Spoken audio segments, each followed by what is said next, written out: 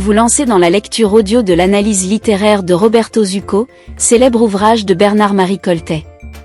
Au fil de cette lecture, vous découvrirez dans un premier temps une brève mise en contexte de l'œuvre et son auteur, Bernard-Marie Coltet.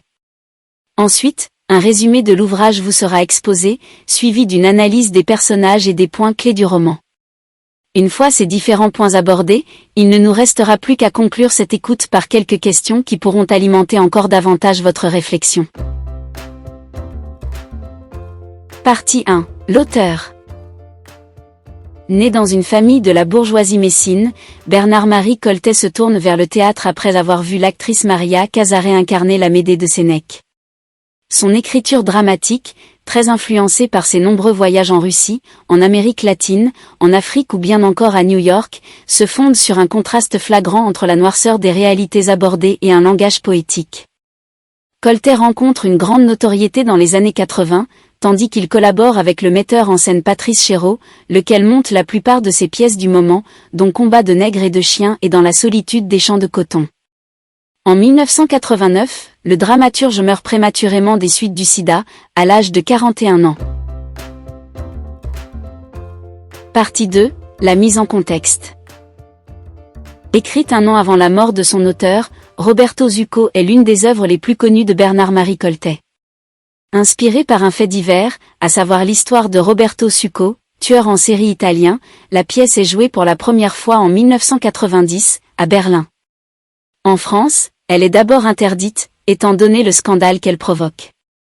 Dans cette œuvre dramatique d'une rare violence, découpée en 15 tableaux, Coltet dénonce la déchéance de la société contemporaine, exprimée à travers la brutalité des rapports humains fondés sur un principe marchand, l'éclatement de la cellule familiale, l'absence de communication entre des êtres angoissés. Au fil du parcours funeste du jeune criminel, des scènes de meurtre, de viol et d'autres agressions se succèdent dans un rythme endiablé. Partie 3. Le résumé. Un meurtrier dans la nature. Le rideau s'ouvre sur le décor d'une prison plongée dans l'obscurité. Sur le chemin de ronde, deux gardiens discutent de l'inutilité de leur présence dans un univers carcéral moderne et ultra sécurisé. Tout à coup, ils aperçoivent une silhouette sur le toit. C'est Roberto Zucco, mis sous les verrous l'après-midi même pour le meurtre de son père, qui est en train de s'évader. En cavale, le meurtrier se rend d'abord chez sa mère, afin de récupérer son treillis. Cette dernière renie son fils, mais, poussé à bout, finit par lui donner ce qu'il réclame. Roberto récupère donc son habit de combat, puis étrangle sa mère dans une étreinte quasi charnelle.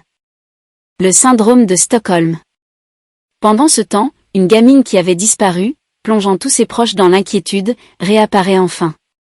C'est sa grande sœur qui la récupère à la fenêtre de la cuisine et la protège des autres membres de la famille en la cachant. Comme elle comprend que l'enfant vient d'être violé, l'aînée tient un discours empreint d'une grande fatalité, le malheur s'est abattu sur toute la famille.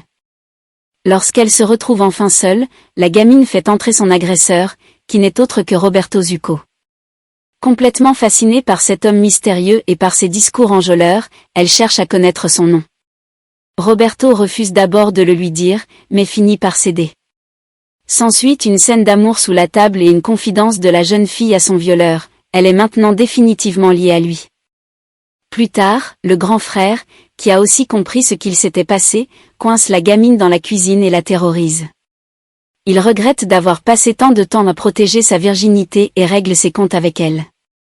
Tyrannique, il lui conseille de se prostituer, puisqu'elle ne pourra plus se marier, il lui dit que tout est « fichu » et qu'ils mèneront désormais une vie de famille misérable. Suite à cette altercation, la jeune fille veut s'enfuir pour retrouver Roberto, l'homme qui l'a pourtant tant fait souffrir. Mais sa sœur la surprend dans la cuisine avec un sac et l'implore de rester.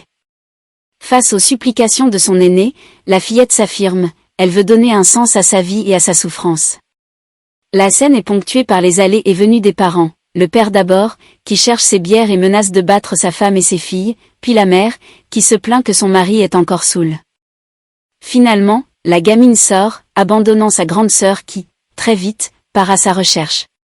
Dans un monologue très pathétique, cette dernière pleure la disparition de sa petite protégée et maudit.